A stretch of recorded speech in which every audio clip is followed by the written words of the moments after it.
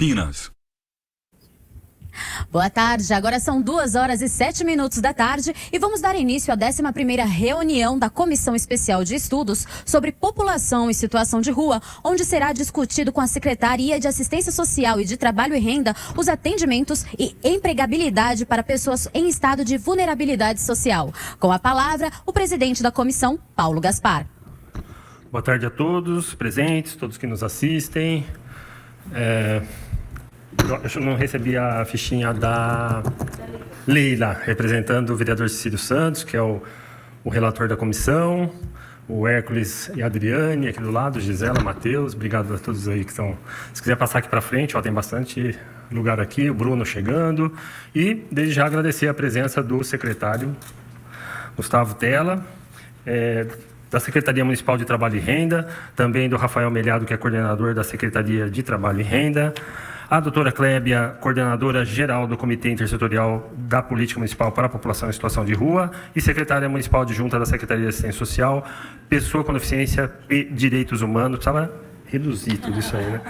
Que apresentará a Política Municipal Intersetorial para Atendimento à População em Situação de Rua, e também a Camila Garrido, que é coordenadora do CEPAT, que é o Centro Público de Apoio ao Trabalhador, gestora do CINE, que é o Sistema Nacional de Empregos, convênio municipal com o Ministério do Trabalho e representante da Secretaria Municipal de Trabalho e Renda no Comitê Intersetorial da Política Municipal para a População em Situação de Rua, que abordará sobre as condições de geração de trabalho e renda. É muita coisa para guardar, muito título e muito setor envolvido, né? Agradecer meu sempre parceiro Major Jaime em todas as comissões aí, né?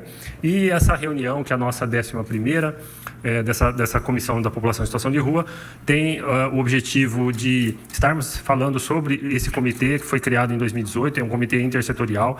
A gente já escutou aqui várias secretarias envolvidas, Forças de Segurança Pública também.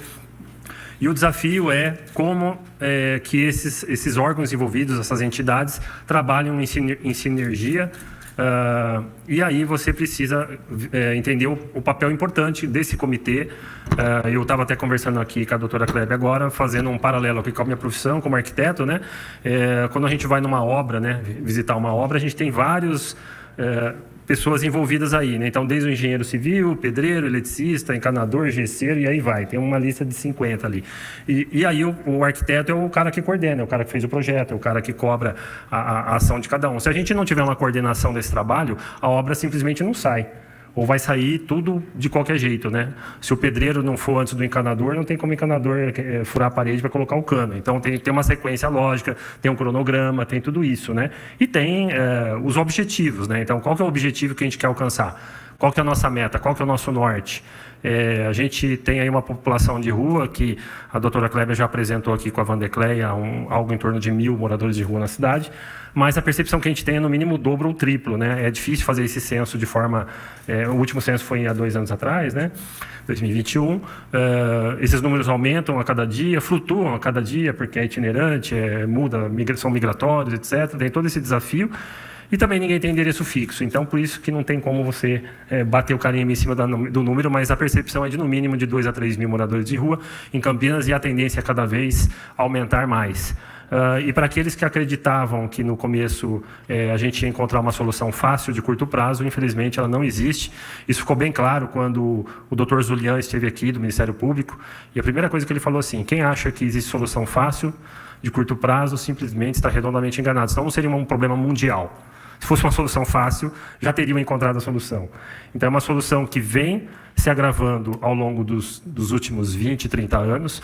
Vamos falar basicamente aí, depois do crack, a coisa, né, foi de forma assustadora, depois pandemia nem se fala.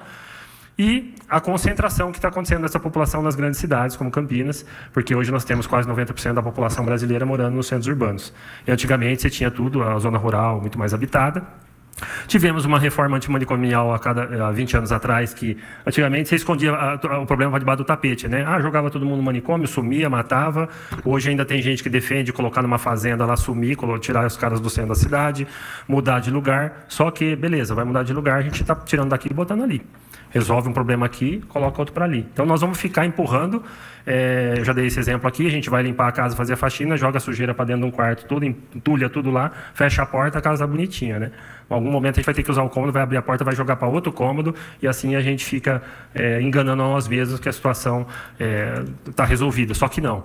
E a tendência vai piorar, e isso é um problema que o município não tem controle sobre essa situação.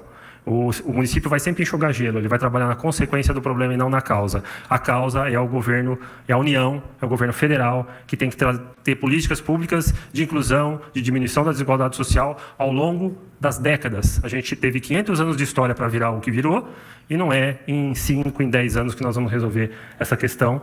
E se a coisa andar como tem que andar, talvez aí os nossos netos, bisnetos vão ver o país que a gente tanto sonha, o Campinas que a gente tanto sonha. Então, nós aqui temos a hercúlea tarefa de estar plantando sementes para que os nossos netos e bisnetos colham lá na frente. Se a gente tiver a ilusão que a gente vai resolver no curto prazo, ou se o nosso objetivo for jogar para um cômodo, jogar para o outro problema, jogar para o vizinho, ou jogar para a cidade do lado, a gente vai estar se enganando a nós mesmos e não vamos estar resolvendo a solução do problema.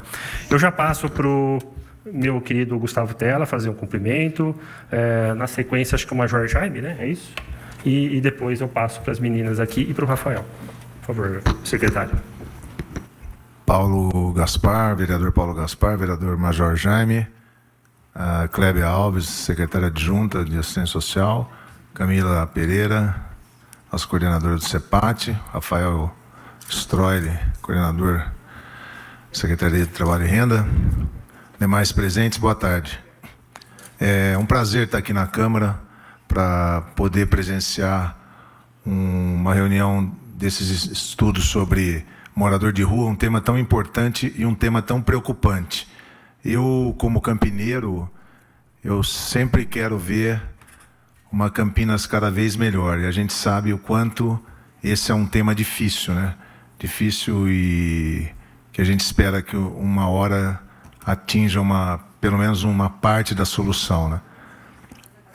A gente tem presenciado que o mais difícil de tudo é que eles não querem sair da rua, né? Isso aqui é o mais difícil.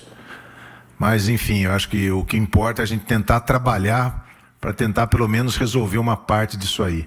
E eu acho que o governo da SAAD, como a Câmara Municipal, estão muito preocupados com isso. Eu acho que trabalho é o mais importante. Eu acho que a gente vai conseguir chegar, pelo menos, a melhorar essa situação.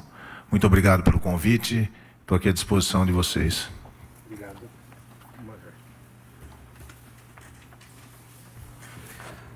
Presidente, boa tarde. Mais uma vez, é uma satisfação, né, estar aqui, a gente conversar um pouquinho sobre esse tema. Cada hora a gente vê algo diferente, né, surgindo, né, para a gente poder discutir. Satisfação também receber aqui na nossa casa, né, o nosso secretário de Trabalho e Renda, Gustavo de Tella. Secretário, seja muito bem-vindo, viu? A gente sabe, a gente estava batendo um papo um pouquinho da secretaria, depois o senhor pode até falar desses números aí, são animadores, né? É muito positivo, né? A Camila acho que também vai comentar. Camila, também bom te receber aqui, né? Seja bem-vinda. Doutora Clébia, que estava aqui no domingo, né, exatamente nessa cadeira do presidente aqui, fazendo todo um trabalho de coordenação da apuração, que não foi só apuração, né? Foi todo o trabalho anterior também, né? Da organização, né? Do Conselho Tutelar, para quem não sabe, a doutora Clébia, né, também esteve à frente, né? Coordenou todo o trabalho. Parabéns, viu, pelo trabalho que foi de domingo. O resultado foi domingo, mas teve um trabalho de quantos meses? É janeiro, né? Porque tem a posse também, né? Dos conselheiros. Mas parabéns, viu? Acho que é algo muito salutar. A gente vê algumas mudanças, né, que foram implementadas e também o resultado foi algo também muito positivo. Então, também seja bem-vinda. E ela ainda, além de ser a secretária adjunta, também está no comitê, que eu também estava conversando um pouquinho, né? Mas vai poder também falar a respeito desse assunto. Camila, já falei, né? Também vai poder comentar e falar algumas coisas. E o Rafael, né? Rafael, também seja bem-vindo, tá bom? A nossa casa aqui, né? A gente agradece a presença de vocês. Eu não vou falar mais. Boa tarde a todos, né, que estão aqui também, né, vou deixar aí a parte dos convidados, né, para poderem ter mais tempo. Muito obrigado. Obrigado, Major. Só antes de passar para a Clébia, eu agradecer a presença do Roberto Tadeu, que é assessor do gabinete do vereador Eduardo Magoga, que também faz parte dessa comissão, e a Leila, novamente, Celestina, que é assessora do vereador Cílio Santos. Obrigado.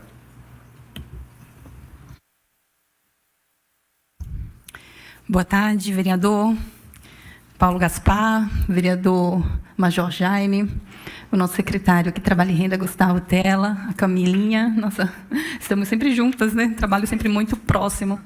E o Rafael também aqui da Secretaria de Trabalho e Renda. Boa tarde a todos que nos assistem aqui presencialmente, que nos assistem de casa, retornando aqui depois de quase 3 horas de trabalho aqui no domingo, né? Já falo que já venho aqui para a câmera com uma certa frequência. É sempre uma honra estar aqui. É um prazer atender o convite e até agradecer, porque acho que a gente tinha uma expectativa de fazer essa reunião, né, no mês passado, e aí acabou ficando para a pauta de hoje. É uma gratidão enorme estar aqui e presenciar e contribuir, de alguma forma, com o trabalho dessa comissão de estudo sobre população em situação de rua. É uma comissão que tem composta por outros vereadores, além dos senhores 2 que estão aqui, e que eu pude acompanhar, né, em alguns serviços da Secretaria de Assistência, apresentando ali abrigos, refeitórios, casas de passagem, vários equipamentos da Secretaria de Assistência que atende a população em situação de rua. E ali acho que todos puderam conhecer mais de perto como que é esse atendimento, como que é desafiador o trabalho, né, como que ainda tem muito a ser feito, mas também é importante essa contribuição, essa participação e essa comissão de estudos estar aqui cada vez trazendo secretarias para dialogar e para expor para a população, dentro da sua capacidade, dentro da sua competência, o que desenvolve e o que ainda tem para melhorar, né? Então, eu estive aqui com a secretária Vandercleia Moro, titular da pasta da Secretaria de Assistência Social, Pessoa com Deficiência e Direitos Humanos, é grande mesmo o nome, ainda tem Segurança Alimentar, que não está no nome, mas está na secretaria. E, naquela oportunidade, ela pôde apresentar o rol de serviços executados pela Secretaria de Assistência, né? Também vi que a equipe da Secretaria de Saúde veio, Segurança Pública, tivemos aqui também órgão de justiça, né, Ministério Público, e agora acho que a Camila, né, que está aqui incumbida de fazer a apresentação de todos os serviços que são da Secretaria de Trabalho e Renda, com foco no atendimento a essa população. Então, é muito importante, porque aí dentro do nicho, dentro de um setor específico, cada um vem e consegue expor com bastante tempo e clareza aquilo que é ofertado à população.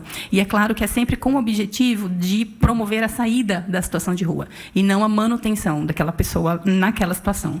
O objetivo é sempre ofertar a possibilidade de dignidade, né, de garantia de direitos e a saída da rua. Esse é o grande objetivo de todos nós, né, que trabalhamos diariamente atendendo essa população. E hoje, para falar um pouco mais sobre esse órgão, né, criado pelo Executivo, que é o Comitê Intersetorial de Monitoramento do Plano de atendimento à população em situação de rua. Então, quando a gente fala de população em situação de rua, de pessoa em situação de rua, estamos falando de pessoas, né? Pessoas que têm múltiplas necessidades, pessoas que demandam múltiplos serviços do município. E cada secretaria, na sua competência, tem ali como atribuição a execução desses serviços. E é importante que, em algum momento, essas secretarias, através dos técnicos de cada uma delas, se reúna e ali possa dialogar sobre o que está sendo feito, sobre quais são os projetos a serem implementados e haja um trabalho, de fato, intersetorial. Então, o objetivo do comitê, criado em 2018, é justamente esse. Não é um executor, mas é um articulador, um espaço de união e de encontro desses representantes de cada secretaria para dialogar sobre os serviços ali ofertados pelo município. E nós temos um decreto aqui, a relação das secretarias que compõem esse comitê.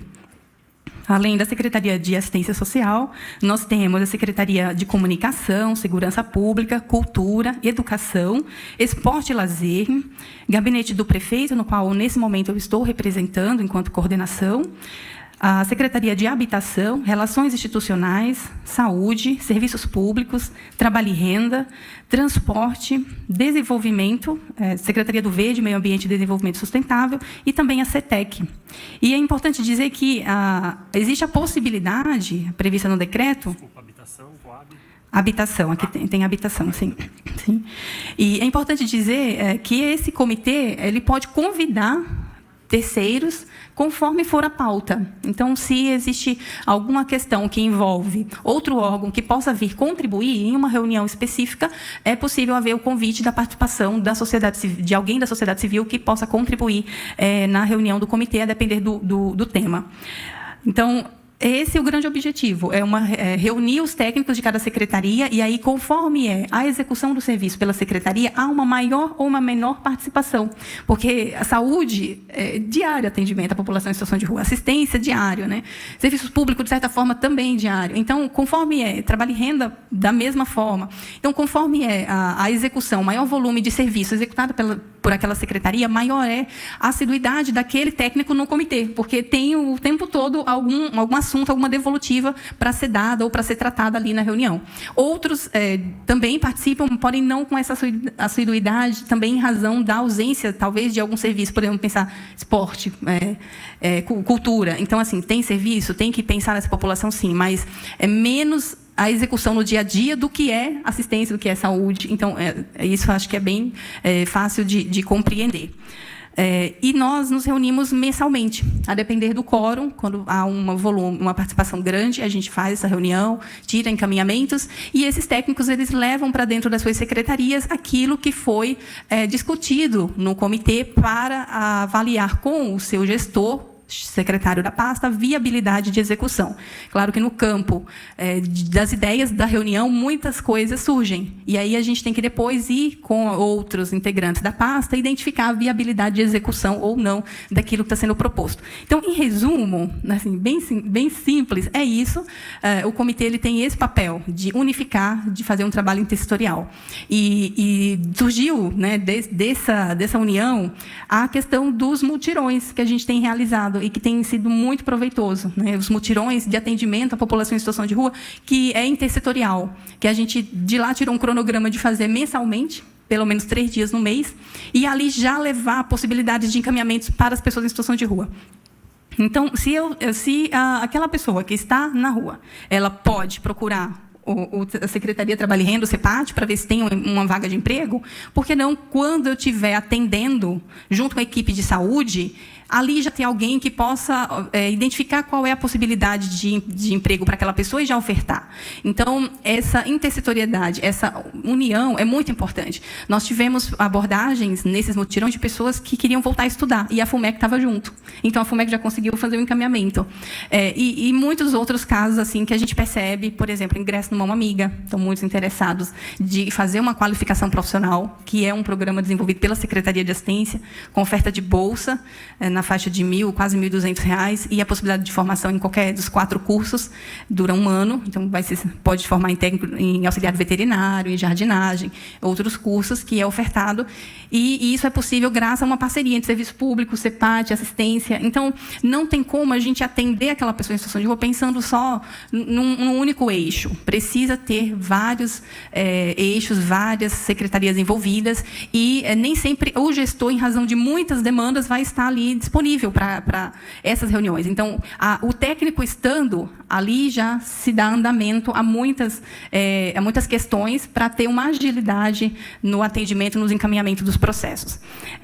Se tiver alguma outra coisa que eu possa falar, pode me perguntar, mas eu quis aqui sintetizar o objetivo desse comitê, né, que é a união desses técnicos e dialogar de forma intersetorial, promover o atendimento de forma intersetorial à população em situação de rua.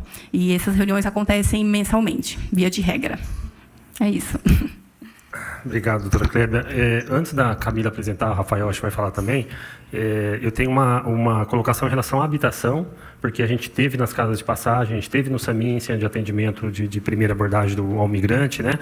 E a questão que fica é a pessoa que quer sair da rua, como que ela vai arrumar um trabalho, ou voltar a estudar e tudo mais, sem ter onde morar, né? Porque se ela continua morando na rua, fazendo as necessidades na rua, não tem nem banheiro para ela, como é que ela vai fazer higiene, vai botar uma roupa limpa para ir trabalhar ou para estudar? Então, se ela não tiver um lugar para morar, aí a gente sabe que tem a casa de passagem, ou às vezes a República lá do Padre Haroldo, enfim, que ele fica temporariamente. Então, já levamos para você o projeto Moradia primeiro, e a gente quer saber como que vocês veem essa questão da habitação para essas pessoas que querem sair dessa situação, né? Não sei se você vai deixar para depois ou quer responder agora, fica à vontade. Eu posso já aproveitar e já falar que eu acredito que a Camila vai fazer uma apresentação, mais especificamente sobre os serviços da Secretaria de Trabalho e Renda. De fato, nós tivemos a honra de receber e ler, né, o projeto que está em andamento aqui na Câmara, né, vereador, de Moradia Primeiro. Penso que não tem como não propor uma solução em termos de moradia. A gente precisa mesmo, e por isso foi muito importante a proposição que o senhor realizou. Nós temos, vi naquele dia que veio um técnico do Ministério, se eu não me engano, foi o Ministério de Direitos Humanos, lá de Brasília. Então, o programa Moradia Primeiro, que é um programa a nível nacional, ele tem como objetivo, né, possibilitar o repasse de recursos financeiros aos municípios para a implementação do programa Moradia Primeiro. Até na oportunidade, a pessoa que veio até citou da intenção do governo federal de criar uma rubrica específica para repasse para os municípios desse recurso. Hoje, a gente, pensando só no âmbito da Secretaria de Assistência, quando a gente fala da habitação, que de certa forma é promovida pela Secretaria de Assistência, através das casas de passagens, né, e dos abrigos, somando com outros serviços, nós temos um gasto de 12 milhões só de investimento da Secretaria em trabalho de atendimento à pessoa em situação de rua. Então, quando a gente pensa em habitação, a gente pensa na necessidade de um investimento grande também para ofertar a possibilidade de moradia permanente, e não só a provisória, né? A casa de passagem, que a casa de passagem que a assistência oferta, ela tem como objetivo desenvolver um plano de atendimento individualizado àquela pessoa, com foco à saída na rua, mas que tem ali uma expectativa de 6 meses. Então, ela sai da situação de rua, ela passa por um atendimento psicológico, assistencial, e ali ela ingressa numa casa de passagem, é atendida e desenvolvido um plano de acompanhamento dela por 6 meses, no mínimo, pode estender um pouco mais, ou pode ser até um pouco menos, e ela fica ali com o objetivo de fazer ingresso no mercado de trabalho, também estudar, cuidar de alguma questão de saúde. E a gente está falando no público tanto masculino como feminino, que são casas diferentes. Até nós visitamos, né, uma casa que era exclusiva para mulheres. Também existem outras que são apenas para homens. E ali, ela conseguindo um trabalho, ela já tem como promover a moradia por conta própria, alugando um espaço para ela. Mas nem todos podem fazer isso, nem todos conseguem o trabalho.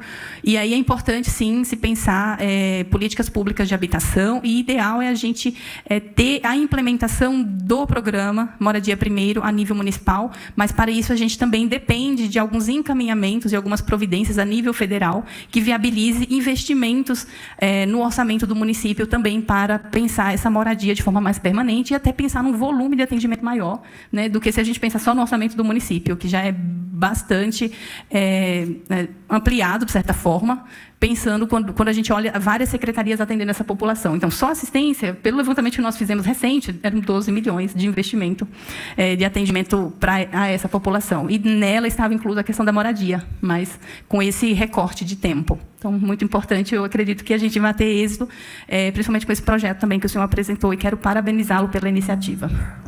Obrigado, doutor Kleber. Desculpe insistir num assunto que é muito importante, né, e aproveitar que vocês estão aqui para tirar essa dúvida e conseguir a ajuda de vocês nesse critério. Eu perguntei da Secretaria de Habitação porque foi a única secretaria que não teve presente nessa comissão ainda, apesar dos vários convites que a gente fez. E eu entendo que a gente tem alternativas no município para não esperar recurso da União, que é o Fundap que nós temos hoje, e a Coab ela tem contrapartida dos empreendimentos que ela recebe de 2%, em unidades hoje. E existe um outro programa, um outro projeto meu aqui, que é o Locação Social. Na verdade, o Moradia e Locação deveria vir do Executivo, né? Mas como não houve essa possibilidade dessa parceria vindo de lá, eu acabei passando por aqui, mas de alguma forma vocês vão ter que estar apoiando para esse projeto passar, que senão vai morrer aqui mesmo, né? Mas a Locação Social, a gente coloca essa possibilidade de transformar em pecúnia, essas contrapartidas para a Coab, e esse dinheiro entrando, ao invés de hoje, que a Coab recebe essas unidades e ela não sabe o que fazer com elas, porque a Coab virou uma imobiliária, ela não consegue repassar isso para quem precisa, porque as pessoas não têm como comprovar renda para comprar esse apartamento, e aí ela vai acabar vendendo para o mercado e esse dinheiro vai sumir. Então, se vier em contrapartida, ele vai para o Fundap e vai financiar o programa do Moradia Primeiro, que nada mais é do que uma locação social também, né? E aí também vai contribuir para a requalificação do centro da cidade e a ocupação dos espaços vazios que a gente tem hoje, que a gente tem mais imóvel vazio do que gente na fila da Coab. Então, se a gente puder contar com o apoio do comitê e fazer essa pressão junto à Coab e à SEAB, enfim, para que eles participem efetivamente, porque realmente eles estão à parte, à deriva de toda essa discussão, todo esse debate que nós estamos fazendo. E me permite aqui, se eu estiver errado, mas 85% é aquela população crônica que não quer sair da rua. 15% está por questão de necessidade e que gostaria de, se tivesse uma oportunidade, sairia, né? Então, esses 15% aí, se a Coab e a SEAB estivessem trabalhando nesse quesito, acho que a gente teria muito êxito para tirar muita gente da rua hoje, mas, infelizmente, o município fica devendo essa questão. Então, eu queria fazer esse parênteses aí, se quiser fazer alguma observação. Acho que o senhor fala, até pela profissão de arquiteto, né? Acho que eu não tenho tanta expertise para falar das algumas propostas que o senhor colocou aí, pela ausência até de competência técnica de utilização de recursos de fundo, mas acho que dentro do comitê, também com a participação dos representantes da habitação, esse é um tema muito importante, sim, para continuar em discussão e pensar a possibilidade, sim.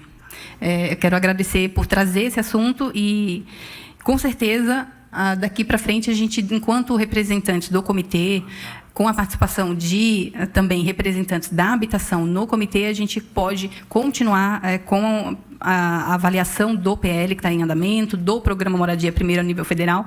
E, é claro, é um tema de total importância para a população em situação de rua, para os munícipes, para os representantes do próprio comitê, e precisa, sim, ser colocado em pauta e ser tratado com muito cuidado. Muito obrigada.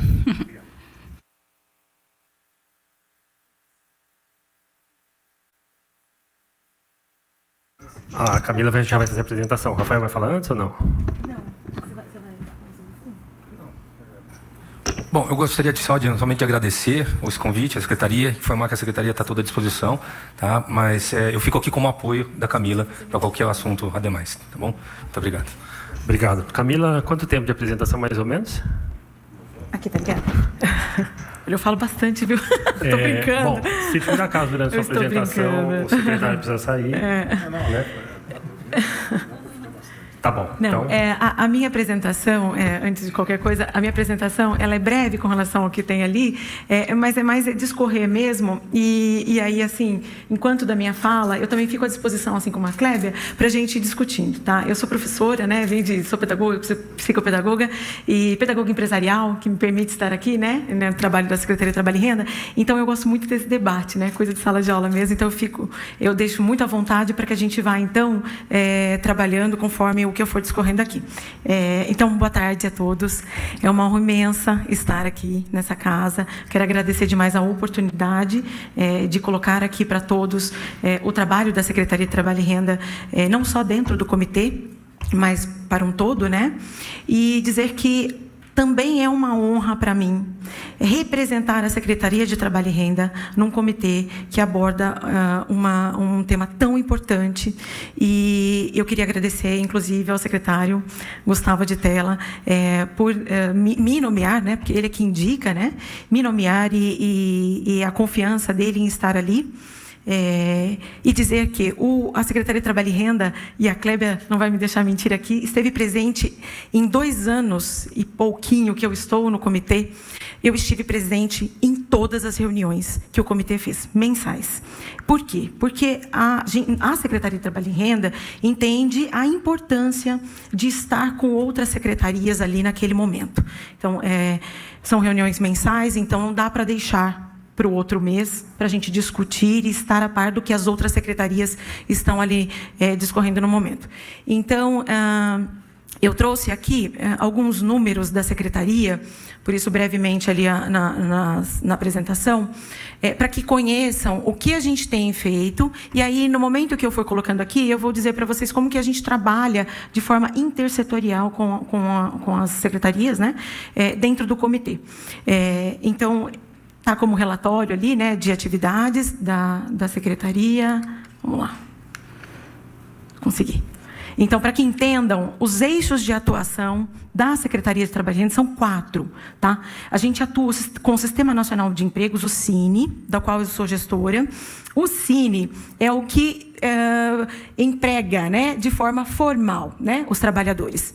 Depois nós temos ali a qualificação profissional, e eu vou explicar um pouquinho sobre como que é o trabalho da qualificação, porque a Secretaria de Trabalho e Renda não é um formador, né? Então, como que a gente consegue, além dos formadores que nós temos no município, trabalhar essa questão também ali dentro.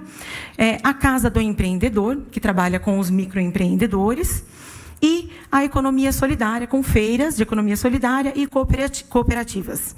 E aí depois, se tiver algum tempinho, se alguém tiver alguma questão, o Rafael tem domínio total a respeito da economia, né, solidária, ele pode também falar um pouquinho. Mas então eu vou falar inicialmente sobre o Sistema Nacional de Empregos, que está ali de início. Importante. Nós atuamos em 3 postos fixos, tá? E aí eu vou falar depois, então, como que a gente atua para fora desses postos. Então, a grande importância da secretaria no comitê é articular para que possamos sair desses postos para o atendimento à pessoa em situação de rua, tá? Mas atendemos, então, no Centro, no Ouro Verde e Campo Grande. Importante dizer também que a pandemia, nós não paramos em nenhum momento, a Secretaria, o Centro Público de Apoio ao Trabalhador, mas a pandemia com o distanciamento físico foi preciso que a gente trouxéssemos ferramentas para, então, continuar esse trabalho. E uma das ferramentas que nós temos hoje na Secretaria, operando no CEPAT, é o sistema de chat. O chat, através do site, ele possibilita que a pessoa faça o cadastro no Sistema Nacional de Empregos e que ele possa fazer a busca e encaminhamento para a vaga de forma remota. Aí você vai falar, Camila, mas tem pessoas que não têm acesso à internet ainda, e não tem mesmo, porque nós identificamos nos postos pessoas que têm, ou que têm pouco acesso, né, à internet ou dispositivos. Nós temos um outro programa que eu não sei se a Clébia já teve a oportunidade de colocar aqui, que se chama Juventude Conectada, né? Tem os telecentros, não sei se vocês conhecem. Esse programa, ele é essencial, e aí eu já começo com a intersetorialidade, né, Clébia? O telecentro da Juventude, os telecentros, né, são 33 hoje no município, inclusive um dentro do Pop Rua, né, ali do centro, e um dentro do CEPAT também. O que esse programa ele oferta? Internet e dispositivo para que a pessoa possa fazer todos os serviços que ela precisar de forma digital, que a gente sabe que hoje em dia, e cada vez mais, a gente vai ter essa disposição de serviço somente online. E já digo sobre a carteira de trabalho. Antes, em 2019, nós tivemos uma mudança, né? A carteira de trabalho, antes de 2019, ela era um documento como o RG e CPF, documento de identificação civil. Então, qual era o atendimento do CEPAT para pessoa em situação de rua com relação à carteira de trabalho, né? CTPS? Por conta da disposição ali com relação aos documentos, muitos perdiam, né? Não tinham, eles acabavam que perdendo seus documentos. E aí, como a carteira era um documento de identificação e ela era emitida presencialmente ali, sem precisar aguardar, né, que chegasse como RG, CPF. Então, ela era na hora, né, e de imediato. Então, o CEPAT, até 2019, fez um atendimento, tinha um atendimento muito grande da pessoa em situação de rua, que buscava para que esse documento, então, fosse emitido e ela tivesse ali sempre à mão um documento de identificação. Só para terem uma ideia, a gente tinha a rotatividade de a mesma pessoa ir toda semana ao CEPAT, porque se perdia a carteira, então, ele tinha que estar sempre buscando o serviço para ter esse documento nas mãos, né? Mas, a partir de 2019, o governo federal, então, ele mudou o caráter da CTPS, e aí a CTPS virou CTPS digital. A digital, ela não é somente, né, dessa forma, né, como eu falei, digital, ela deixou de ter o caráter de identificação, e aí ela passou deixou de ter o número próprio e passou a ter o número do CPF. E aí nós vimos, então, a dificuldade com relação à emissão, né, dessa carteira. E aí também a falta de conhecimento, porque a carteira de trabalho, não sei se todos aqui vão se lembrar, a gente precisava estar com ela em mãos na hora da contratação, porque ela era o registro, né, era feito ali, carimbado e tal. E agora não mais. Então, por quê? Por conta do e-social, a empresa faz contratação pelo e-social, pelo sistema, então ela deixa, inclusive, de ser um documento que precisa se portar num celular, por exemplo, o tempo todo. Então, desde 2019, a gente tem, até hoje, um volume de pessoas que buscam o CEPAT, né, naquela intenção, nossa, eu preciso baixar minha carteira, eu preciso ter minha carteira, né? Então, a gente está sempre, é um dos serviços que a gente ainda faz, né, mesmo que a mudança de 2019, de orientação para a população, de que não é preciso, não é necessário, né? Então, a partir de 2019, então, a gente deixa de fazer esse serviço para a pessoa em situação de rua por conta do caráter dele, tá? Pela modificação. Então, só que eu vou abrir, acreditem, eu não estou enxergando lá. Eu vou abrir por aqui, vamos lá. Pelos números, até para quem entenda. Oi? Ali sim, verdade, secretário. Obrigada. Então, vamos lá, olha, balcão de empregos, né? Então, a gente trabalha não só com a intermediação de mão de obra, que a gente fala, né, que é a busca da vaga pelo emprego, mas também com o seguro-desemprego. Então, esses são os números até de janeiro a setembro. Então, veja só, olha, de atendimento até agora, até o mês passado, 73.056. São muitos os atendimentos. Como eu coloquei ali, o chat ele já entra, né, na nossa rotina de atendimento. E sobre vagas. Então, a gente tem novas vagas, 6.601, e reabertas 10.000. Por que é importante eu trazer esse número? Porque quando a gente fala, e eu vou pegar o gancho, vou ao encontro do vereador Paulo, quando ele fala de desenvolvimento, né, daquela questão que ele fala que da política pública, né? E aí, a busca da secretaria em torno da vaga de emprego, captação, estímulo do mercado, inclusive para atender a pessoa em situação de rua, ela é de extrema importância. Então, a gente vem de uma série aí de recordes. Eu fico muito feliz de falar isso aqui, secretário, se quiser falar, mas nós fechamos o mês de setembro com recorde de novas vagas, que desde 2015 nós não temos um número tão expressivo. Julho também foi um outro recorde e agora nós batemos. Estamos próximo, falta somente 500 vagas para a gente bater, inclusive, o ano de 2022. Então, por que é importante esses números nesse momento? Para a gente entender que não é somente a busca para atender a pessoa em situação de rua onde ela está, né? Descentralizar esse serviço, mas também para a gente poder movimentar a economia nesse sentido, com relação ao mercado de trabalho, tá? Como que é feito? Isso que eu falo demais, mas eu vou falar rapidinho. Como que é feita a intermediação de mão de obra, né? Não sei se vocês conhecem aqui o Sistema Nacional de Empregos. O Sistema Nacional de Empregos é um sistema que ele existe há um pouquinho mais de 40 anos, tá? A Secretaria de Trabalho e Renda ela tem um convênio municipal com o Ministério do Trabalho, que nos permite, então, operar esse sistema. Então, basicamente, resumidamente, nós recebemos o trabalhador lá, com o seu perfil de trabalhador, ele coloca lá no banco, por isso que é importante, eu sempre falo, a gente não trabalha com currículo. A gente fala, nossa, né, as pessoas ficam, nossa, posso encaminhar? Não, a gente não trabalha com currículo. Por quê? Porque é um sistema.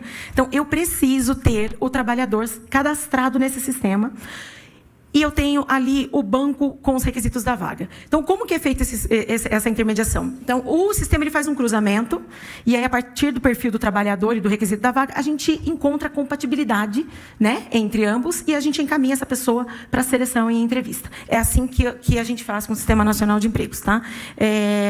O Sistema Nacional, ele é um sistema que foi criado para a pessoa em vulnerabilidade, o que é muito importante dizer. É um sistema público, né, gratuito. Hoje em dia, a gente recebe muitas ofertas lá na Secretaria de Sistemas, né, secretário? Muito semelhantes, com custos. E nós temos aí um sistema que é gratuito, né, para a população. Algumas empresas... a gente fala que é agência pública de emprego, né? Algumas empresas pagam para esse serviço, e nós temos na Prefeitura, e é muito importante. O CEPAT é uma referência. O trabalhador busca o CEPAT para se cadastrar, para buscar a vaga ali. Então, é muito importante o nosso esforço diante das empresas para que elas usem esse serviço, tá? Para que a vaga seja publicada lá e para que o trabalhador tenha acesso. Para vocês terem uma ideia, eu vou falar de um número aqui para pessoa com deficiência, tá? Hoje eu tenho um banco de 9.000 pessoas com deficiência. E esse ano somente 600 e poucas vagas foram cadastradas. O mercado diz que nós temos 9.000, em Campinas, 9.000 vagas disponíveis para pessoa com deficiência, e somente 600 e poucos chegam no CEPAT.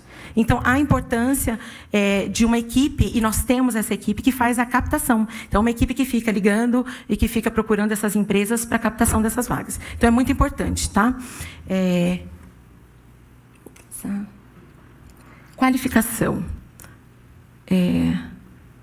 A qualificação profissional, olha aí, são 28.200 vagas. A Secretaria de Trabalho e Renda, ela não é um formador. Eu não faço contratação de professor, eu não tenho sala de aula, né? Então, como que a gente trabalha a qualificação profissional para a população? Então, a gente, através de chamamento público, a gente capta no mercado o que Sistema S, terceiro setor e setor privado possam ofertar de forma gratuita para a população. Então, é dessa forma que a gente encontra esse número aí de 28.200 vagas em cursos ao longo do ano. Esses cursos são gratuitos, né, claro, e eles podem ser acessados tanto de forma virtual como presencial nas unidades, tá? A grande maioria deles é virtual, e aí eu entro de novo com o Telecentro da Juventude Conectada, que é um equipamento que possibilita para que a pessoa em situação de rua possa se qualificar com esses cursos ofertados, tá? Estou tentando ser breve aqui, vamos lá. Atendimento MEI. Olha lá, atendimento MEI é a Casa do Empreendedor. Então, é outra oportunidade de geração de trabalho e renda, que além da formação, então, ofertar para esse trabalhador qualificado que ele seja um prestador de serviço. Nós sabemos que o mercado vem se modificando e o mercado formal tem se equilibrado com o microempreendedor, né, com o prestador de serviço. Então, é uma grande oportunidade. Só para ilustrar, só um exemplo muito básico, a gente já recebeu trabalhadores dizendo, olha, fui encaminhado, mas a empresa me deu um retorno e disse que eu não posso ser contratado pelo perfil da empresa, porque eu sou egresso, né, do sistema, né, prisional. E aí, a gente entra já para o microempreendedor individual. Olha a importância que tem esse serviço. Se a pessoa... E aí, a gente vai bem além com as empresas, a gente tem que fazer um serviço, inclusive, de conscientização das empresas, mas se a pessoa não encaixa, né, esse trabalhador com esse preconceito, né, a respeito...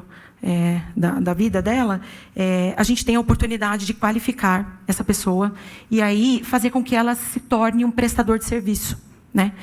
Esse trabalho é feito, inclusive, no programa Mão Amiga, como a Clébia nos falou, tá? Eles passam por uma qualificação, enquanto estão se qualificando, ganham uma bolsa, e ao final dele, a gente pode, então... E aí é até importante falar que na lei, né, no cronograma aí do programa Mão Amiga, o CEPAT, a secretaria está incluída, tá? Por quê? Porque o CEPAT ele faz esse trabalho final de, então, ou formalizar esse prestador de serviço, ou, se não, encaminhá-lo para a vaga, tá? Acho que eu não falei do SEBRAE, nós temos os... Não, deixa eu voltar aqui. Peraí. Ih, foi demais, peraí.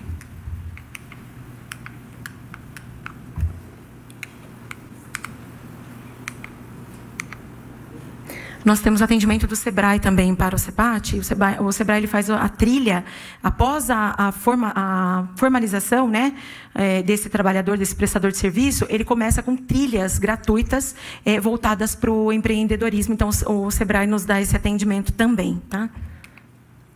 Cooperativas de reciclagem de resíduos sólidos, né? Então, hoje, nós temos o total de 12 cooperativas, com um total de 290 cooperados. É importante dizer que nós, no início da gestão, né, dessa administração, com o secretário, nós tínhamos somente 2 cooperativas operando. E aí, já de primeiro a segundo ano, Rafael, a gente já subiu para 9 cooperativas, e aí tem mais 3 em andamento, então por isso esse número, 12. Então, de 2, nós fomos para 12 cooperativas, e a oportunidade, então, outra oportunidade de geração de trabalho e renda. E aí as feiras de economia solidária, que hoje, com 9 feiras, 93 expositores, 19 homens e 74 mulheres. As feiras, elas têm...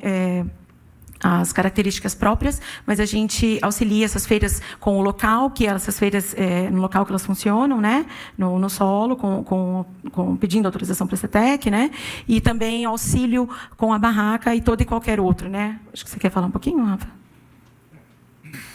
Bom, essa questão das cooperativas de reciclagem, né, elas vieram a aumentar a partir da contratação por parte da prefeitura, né? Então, elas já estavam inseridas anteriormente dentro do programa de economia solidária, ao qual a secretaria detém, né, a gestão, e a ideia é promover realmente a inclusão de pessoas, né, tanto da questão do trabalho como a renda, né, dessas pessoas.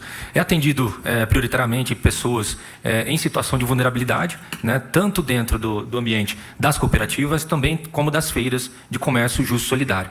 né? Essas feiras, esse espaço, né, que é conseguido, as feiras no município, elas são ofertadas através de uma lei, né, garantidas através de uma lei, o uso sem custo aos expositores, aos empreendedores que lá participam, né? E das cooperativas de reciclagem é oferecido um espaço, uma permissão de uso de um espaço público, para que possa funcionar, né, dentro desses espaços, com uma mínima estrutura também oferecida através da Secretaria de Serviços Públicos, para que eles tenham uma condição aí de trabalho adequada. Tá? Minimamente é essa a situação. Tá certo. Então, assim, apresentados todos os serviços, os eixos de trabalho, né, da Secretaria de Trabalho e Renda, então, como que nós levamos esses serviços para a pessoa em situação de rua? E a importância do comitê. Então, assim como nós colocamos para as outras secretarias, e aí, esse tipo, né, cada eixo de trabalho, e aí a gente começa, em conjunto, pensar quais as possibilidades. E aí que surge, então, e aí surgiu o mutirão, né, que é feito mensalmente, e outras oportunidades. Dali também surgiu a oportunidade de eu ir, eu mesma fiz, né, para mim foi uma honra poder estar, fiz questão de estar com as pessoas que fazem abordagem das pessoas em situação de rua, e eu fui até esses agentes que fazem essa abordagem para falar exatamente de como que eles podem encaminhar essas pessoas, porque eles estão dia a dia, né? Nós vamos, né, em alguns momentos, saímos do posto, mas eles estão todos os dias abordando, né, para auxiliar e encaminhando. E aí eu tive a oportunidade de ir, então, fazer uma formação, passei uma tarde lá para explicar quais as melhores formas de a gente encaminhar. Teve um detalhe que surgiu do nosso atendimento e também deles. Porque, veja só, como eu falei, o Sistema Nacional, né? Então, eu tenho que ter um cadastro ali. No cadastro, o que nós temos que colocar no cadastro? Endereço. E também a forma de comunicação. Olha só. Algumas das nossas atendentes até diziam, Camila, vamos colocar aqui o CEPAT, né, e pedir para ele vir todo dia, né, porque se surgir alguma oportunidade, tem como a gente, né, avisá-lo, né. Porque não é somente quando o trabalhador vai buscar a vaga, não sei se vocês sabem, mas a gente também pode avisar o trabalhador. O sistema, ele me avisa, olha, entrou essa vaga, tem tal trabalhador que vocês podem entrar em contato, que ele é compatível. Tá? Então, ela não é só ativa, né? Ela não é só receptiva, ela é ativa também. E aí, há a possibilidade dele se cadastrar lá, e aí, 2 dias depois apareceu uma vaga que tem a compatibilidade. Como fazer esse contato, né? Então, aí, em conjunto, nós encontramos a possibilidade de colocar ali o endereço, né, do acolhimento, do local de acolhimento e o telefone, para que essas pessoas, então, encontrem o trabalhador, caso a gente tenha vaga. Então, só para vocês, é um detalhe pequeno, mas que faz toda a diferença para o nosso trabalho e para a pessoa em situação de rua que busca essa oportunidade. A gente teve a oportunidade de estar também em outros eventos, além da Prefeitura. A Justiça Federal fez um evento em junho deste ano, e nós também ficamos lá 2 dias, fizemos atendimentos por 2 dias seguidos, né? E além desses, outros que surgem. Então, quando uma secretaria ela levanta para nós, olha, eu tenho uma oportunidade, vamos levar ali o seu atendimento, que tem, né, todo essa compreensão de que há compatibilidade ali dos serviços no momento, a gente está sempre à disposição e sempre atendendo. Eu não sei se a Cecília vai conseguir colocar o vídeo, Cecília. É um exemplo muito breve que eu vou colocar aqui para vocês. É um vídeo que foi tocante para mim. Assim, foi num evento em que fizemos, descentralizado, saímos do CEPAT, com os computadores, com a internet, com tudo, para operar o Sistema Nacional. E aí eu retrato aqui uma pessoa sendo encaminhada, uma pessoa em situação de rua.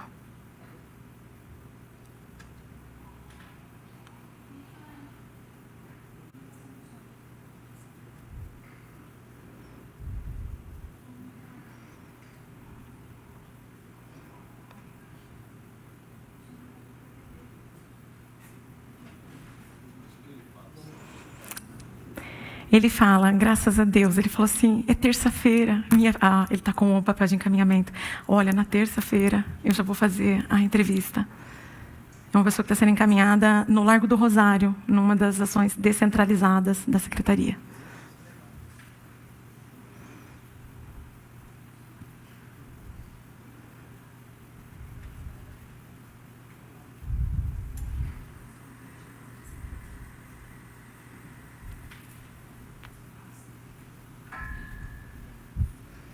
Essa é uma pessoa que ela autorizou o uso de imagem, ela estava sendo entrevistada, e aí eu aproveitei, né, e fiz a imagem também.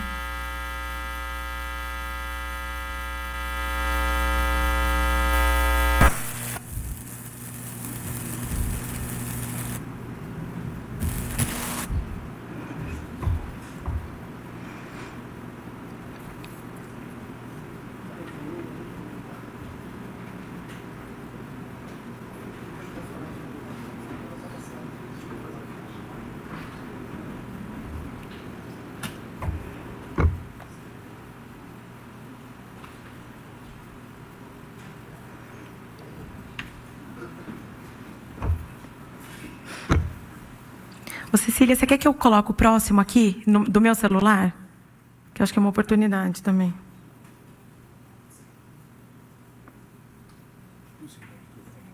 Eu pensei por aqui. Entendeu?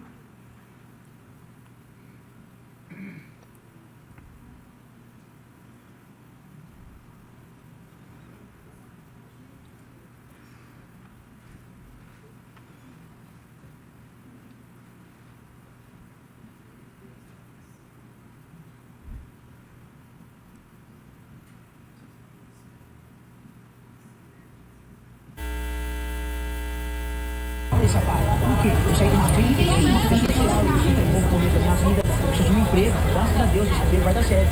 Hoje, a primeira pessoa que foi ali, hoje vai ser anunciado. E se Deus quiser, terça-feira que Deus vai falar, está experimentado. É o que Deus faz na hora, não na nossa vida, mas na vida de vocês também, porque você... Ele fala que ele foi a primeira pessoa a ser atendida. Ele foi mesmo, gente. Ele estava à espera do início do atendimento. Ele foi a primeira pessoa a ser atendida e saiu com um encaminhamento para a vaga. Essa vaga era para auxiliar de limpeza em uma empresa de segurança. E essa pessoa, então, passou por seleção. Eu não sei agora no momento, mas ele foi contratado para essa vaga. Na verdade, eram 25 vagas, bastante. Então, a oportunidade de captar essas vagas, né? Aquelas vagas que não exigem experiência, que flexibilizam os requisitos, justamente para a gente conseguir encaminhar essas pessoas. Eu ia finalizar, então, com o vídeo, dizer que o nosso trabalho continua no comitê e para fora dele também, né? Mas é muito importante, eu fico muito feliz de estar com outras secretarias nesse trabalho e me coloco à disposição, né, enquanto representante, para qualquer questionamento, qualquer ação que queiram, tá? A gente se coloca à disposição. É isso. Obrigado, Camila. Acabou então, né? Tá. Você estava falando do endereço, então está sendo fornecido o endereço do Ceprocamp. Do equipamento da assistência dele atendido. No caso, esse daí, qual que era o endereço? Do Centro Pop. A gente disponibiliza o endereço do local de atendimento da pessoa em situação de rua da assistência social. Então, nós temos 2 centros POPs e a gente sempre utiliza o endereço desses centros POPs, que é quem rotineiramente faz o atendimento dessas pessoas, então é mais fácil localizá-los, abordá-los nesses equipamentos. Legal. O Bruno, que está aqui presente, deu uma ideia que virou um projeto protocolado pelo Major Jaime. Você quer falar sobre esse... A Cecília está com o microfone, Cecília? Qual que é a ideia do seu projeto? Vai, o Major protocolou. Boa tarde, né? Quer dizer, boa tarde a todos, né?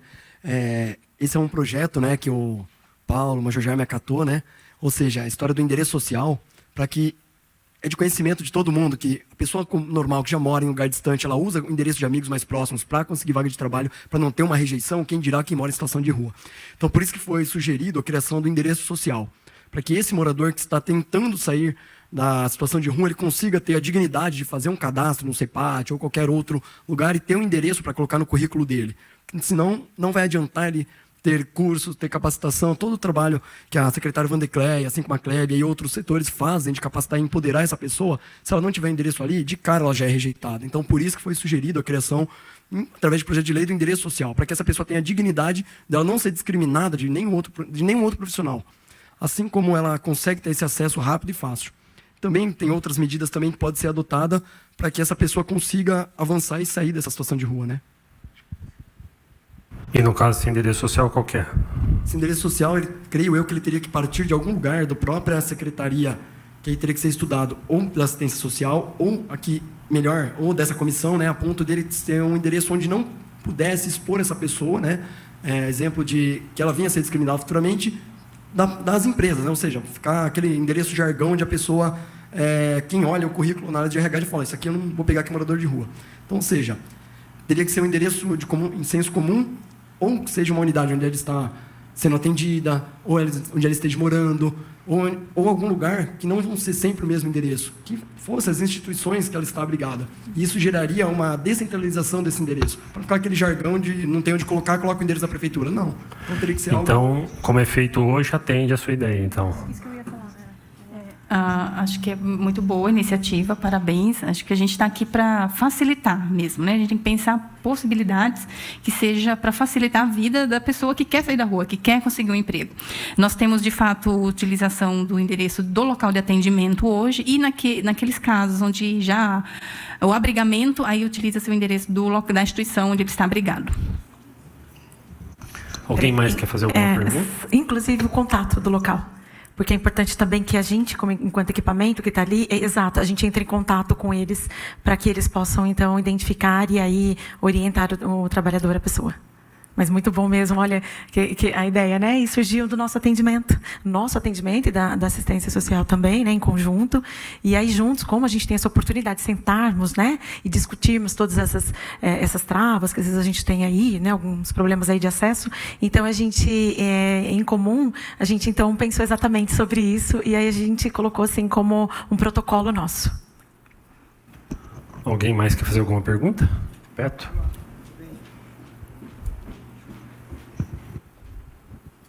Olá, boa tarde a todos da mesa. Satisfação estar aqui também. Prazer em revê-la, Kleber também. Estamos sempre juntos. E a todos os demais. Eu já deparei numa situação, conversando com um morador de rua, que ele me perguntou como é que eu faço para tirar meus documentos novamente. Ele tinha perdido tudo. Eu dei alguma orientação, mas baseado no que nós estamos conversando e que vocês estão nos explanando para a gente, como que ele pode proceder? O CEPAT ajuda nesse caso, ele encaminha, ele consegue um caminho para poder viabilizar, executar novamente seus documentos, enfim, passar a ser uma pessoa normal, vamos dizer. Anterior, como eu falei, a gente tinha então a emissão de um documento que era a carteira de trabalho. E depois que ela passou, né, a ter um outro caráter, aí a emissão dos documentos, ela é estadual e da União, o CPF, né, e o RG. Então, o nosso sistema, não sei se o CadÚnico ele consegue, mas o nosso sistema, que é o Sistema Nacional de Empregos, ele não tem habilitação para emitir um documento de identificação. Mas a Clébia vai falar sobre o CadÚnico, que pode ajudar. No caso dos documentos de identificação pessoal, né, identificação civil, RG e CPF, a equipe dos 2 centros POPs fazem os atendimentos e os encaminhamentos necessários para que eles tirem a segunda via, no caso de perda da primeira ou da terceira via que for necessária, inclusive o pedido de isenção da taxa que é paga, né? Porque a partir da segunda via já é paga. Então, é possível a isenção do pagamento dessa taxa com um pedido de declaração de hipossuficiência. Então, as equipes dos 2 centros POPs já têm toda a estrutura para fazer esse atendimento. Nós fizemos nesse mutirão lá do POP Rua Ajude, né? Muitos documentos foram tirados naquela ocasião, porque os órgãos responsáveis pela emissão dos documentos estavam em loco no mutirão, e depois esse documento foi entregue fisicamente nos centros POPs e as pessoas procuravam e retiravam lá já o documento mesmo prontinho, sem a necessidade de enfrentar fila lá em outro local. Então, quando há esses mutirões e esses órgãos participam, facilita bastante, faz um grande volume, mas no dia a dia esse serviço já é ofertado nos 2 centros POPs. Obrigado. Ok, se ninguém tiver mais perguntas, a mesa aqui quer fazer mais algum complemento? Secretário? Não? Quer só fazer... Só agradecer mesmo o convite, agradecer a disponibilidade aqui da Camila, que está aqui conosco, o Rafael, o secretário, o Major Jaime precisou se ausentar em razão de outro compromisso, agradecer o trabalho dessa comissão, parabenizar e me colocar à disposição, sempre que for necessário, estarei por aqui. Então, eu agradeço também, Clébia, secretário Gustavo, Camila, Rafael, Major já se retirou aqui. Nossa próxima reunião, Adriane, 25 de outubro, é isso? Com a Colmeia, a Cibele, ela tem uma empresa que trabalha com projetos sociais e ela tem uma ideia bem bacana. Quer fazer uma pergunta? Tem que vir para cá, tá bom. O secretário está retirando, muito obrigado pela presença. E então a Cibele vai estar aqui com a gente no dia 25 de outubro falando sobre um projeto social na área central, para tentar colocar mais 2 banheiros na região central com containers e específico para as mulheres em situação de rua. E aí ela vai explicar toda a complexidade que é esse projeto, né? Temos alguns, não só uma indicação que eu mesmo fiz, como também um outro projeto do vereador Cecílio, que é para ter mais banheiros na cidade como um todo, não só para o morador de rua. A gente fez uma indicação para aumentar tanto a ampliação de 24 horas do atual banheiro já existente, quanto para a criação de novos aí, porque a gente sabe que essa população de rua, ela faz as necessidades onde ela estiver, e tem um problema que, como ela está espalhada na região central, ela não se desloca lá de cima da estação para vir aqui na catedral. Então, se a gente tiver mais banheiros, sei lá, 4, 5, chutando na região central, a gente minimiza um pouco esse impacto hoje, que é brutal para os comerciantes e para os moradores ali, que até vir a limpeza pública tem que conviver com esse problema aí, né? Então, depois da Cibele, acho que a gente não tem nenhum agendamento específico. A gente, teoricamente, estaria fazendo a última reunião nossa da comissão, seja na Casa da Cidadania ou no próprio Centro Pop, com os moradores de rua mesmo. E aí a gente finaliza com o relatório do vereador Cecílio, né, Leila? A Leila já está. Então, vamos lá. Por favor, se identifica para aparecer na TV. Boa tarde. Meu nome é Galvão, eu sou jornalista e estou participando desses encontros, né, embora tenha chegado no último minuto, né, por um interesse pessoal e antigo meu nesse sentido. E eu acho muito louvável a iniciativa do vereador Paulo Gaspar. Eu tenho visto pelo trabalho dele, que eu tenho acompanhado, que está inspirando a gente a se mexer. Porém, em reuniões anteriores, na verdade, eu vi isso pela TV Câmara. Eu vi o vereador, outras pessoas, se referindo a esse problema como um problema insolúvel, né? Esse problema só vai resolver quando o Brasil tiver um PIB per capita igual da Suíça e tal. E eu queria dizer que isso me causa um mal-estar no seguinte sentido: o que é que eu estou fazendo aqui, né? Eu acho que a gente precisaria partir de algumas ações no sentido de obter dados técnicos para que se pudesse haver uma atuação de fato. Por exemplo, eu cheguei muito atrasado, posso estar falando bobagem, mas assim, nós temos lá no centro da cidade, eu acredito que à noite, no mínimo 250 pessoas. E nós estamos falando aqui em ter 3 ou 4 banheiros. Não vai solucionar. Não só não vai solucionar, como não vai atenuar em nada. Então, eu gostaria, por exemplo, eu penso que um caminho seria a gente saber o seguinte: qual que é o perfil do morador de rua, né? Primeiro, fazer por amostragem do ponto de vista de saúde mental, porque essa é uma coisa que as pessoas não têm muita noção.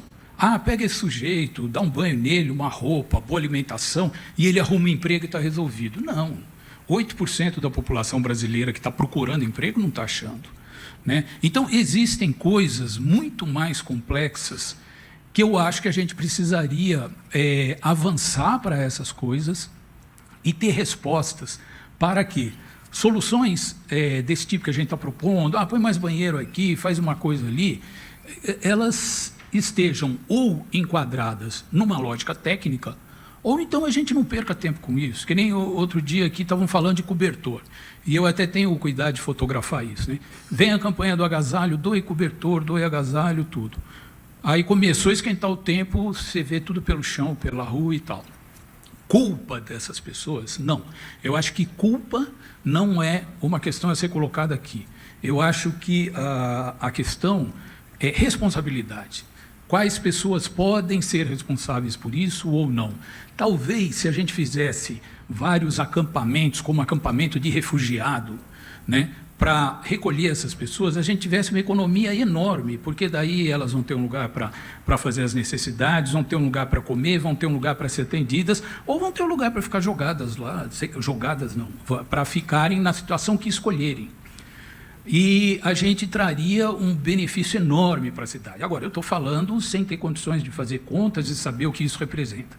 Assim, eu queria concluir dizendo simplesmente que Eu acho absolutamente frustrante a gente encerrar os trabalhos dessa comissão, que tivemos aqui informações maravilhosas, muito preciosas. Então, eu acho que a gente não poderia encerrar simplesmente acreditando o seguinte: olha, é isso aí, vai continuar sendo assim. Eu acho que não.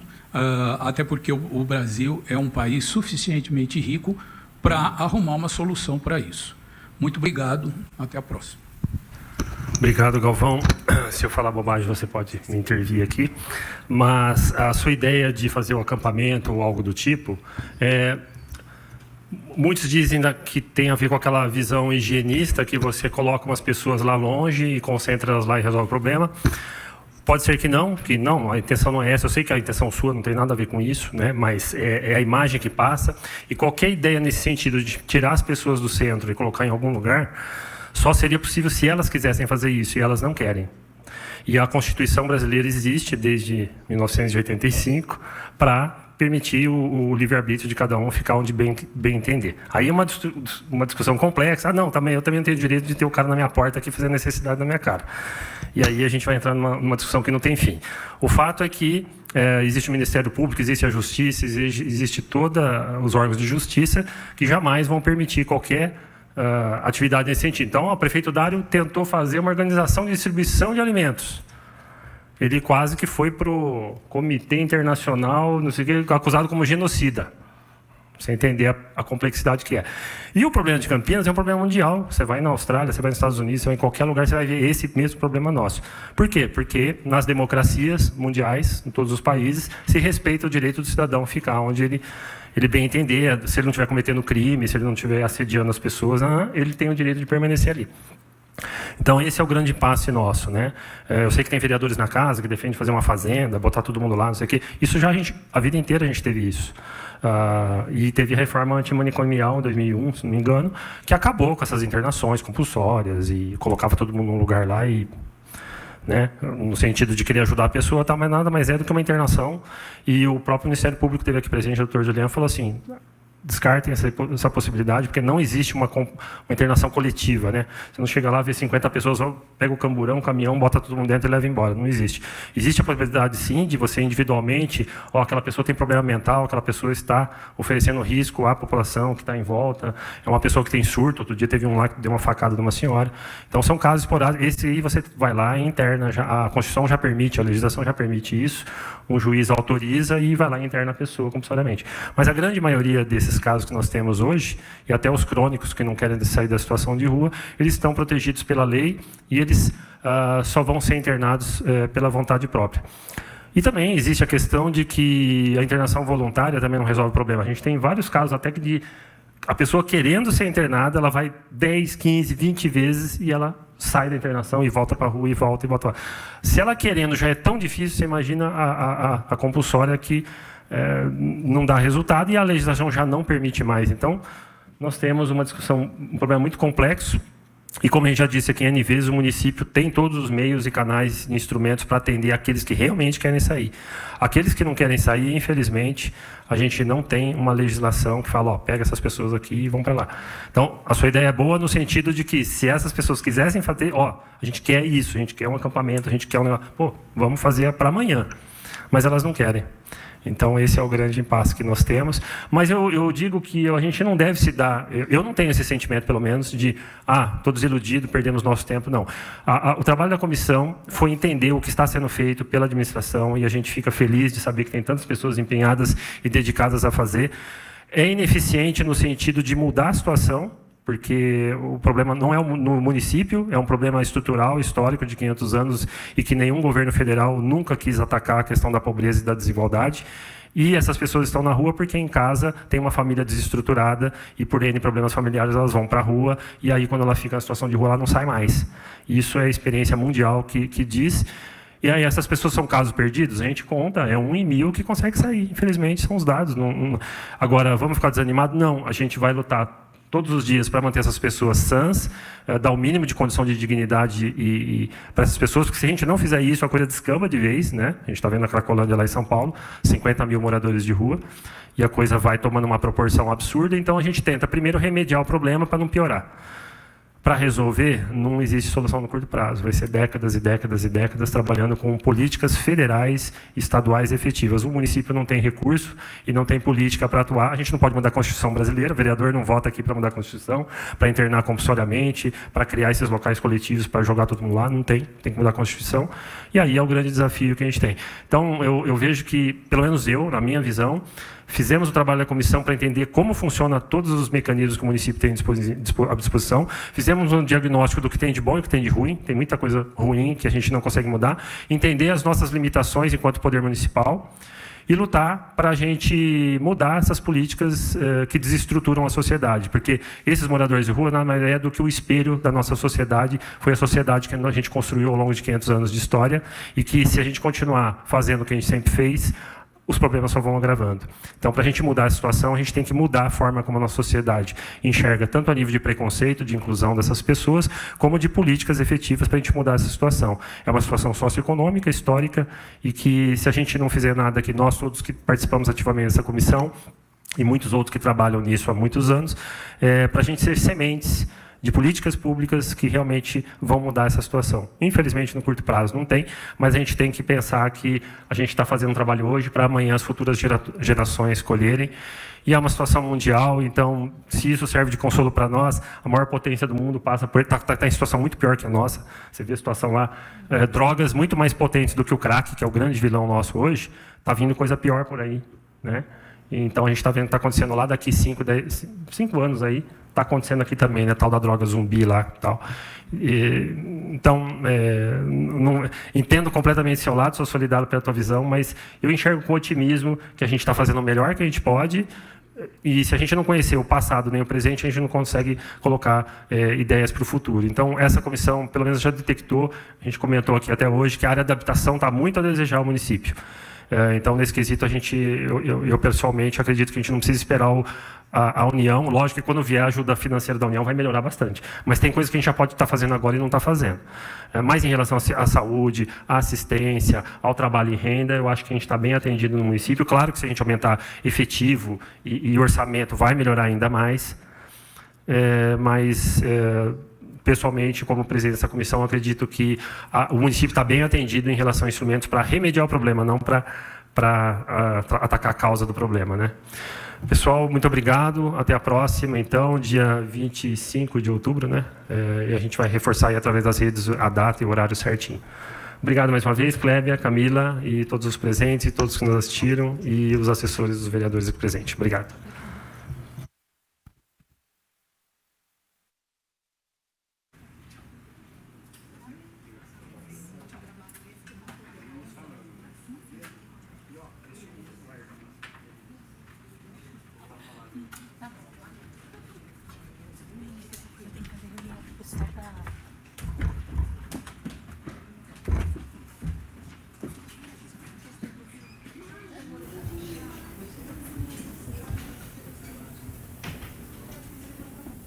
Vão abrir. Neste momento, vamos conversar com o vereador Paulo Gaspar. Vereador, hoje foi debatido programas, ouvimos depoimentos sobre a reinserção dos moradores de rua, né, no mercado de trabalho. Você, como presidente da comissão, conta para o pessoal de casa o que vocês pretendem fazer para que não haja preconceito contra essas pessoas neste momento delicado, quando alguns realmente queiram sair dessa situação, que é muito triste, e voltar a ter a dignidade de trabalhar, de ter uma carteira assinada. A questão do preconceito é uma questão cultural da sociedade brasileira. A gente não vai conseguir mudar isso do dia para a noite, né? Mas a gente está vendo que o problema só agrava, e se a gente não mudar a forma como tem sido conduzida essas políticas, o problema vai continuar piorando. Então, atacar o preconceito é uma das principais delas, mas são muitos setores envolvidos aí. O Trabalho e Renda trouxe hoje a apresentação do que eles fazem de efetivo, né? Não só na questão de tirar a pessoa que quer sair da rua, mas também de prevenir para que mais pessoas não venham a se tornar novos moradores de rua, né? Que eu acho que é o grande foco aí da secretaria. Então, é um trabalho desafiador, porque o município ele não tem condição de resolver o problema, ele só remedia o problema para não piorar, e a gente depende de soluções a nível de federação, de união, para que a gente possa atacar a causa do problema, e as soluções são no longo prazo. É uma força-tarefa, né, vereador? força-tarefa que envolve não só os técnicos de carreira que tocam essa cidade e as suas políticas, como os governantes que vão se revezando a cada 4 anos, né? E é um desafio muito grande, e a própria sociedade que não trabalha dentro da administração, nem é na área política, mas que tem que custear toda essa política social e que não tem sido muito efetiva. A gente tem visto isso ao longo da nossa história. Então é importante que a sociedade participe desses debates e para propor soluções para essa mudança. Senão a gente vai ser sempre reclamando que o poder público não resolve a situação. Eu sou um deles, né? Estou exercendo meu primeiro mandato aqui, mas até poucos anos eu nem sonhava estar aqui dentro, e cansei de reclamar e entrei para tentar trazer novas soluções, e estamos aqui nessa comissão fazendo isso, né? Diagnosticando e tentando achar soluções diferentes e eficazes. Muito obrigada, vereador, e uma boa tarde. Obrigado e até a próxima. E você continue nos acompanhando, seja por rede social, quanto à nossa programação. E amanhã não perca Câmara Notícia com Gabriel Castro, a partir do meio-dia.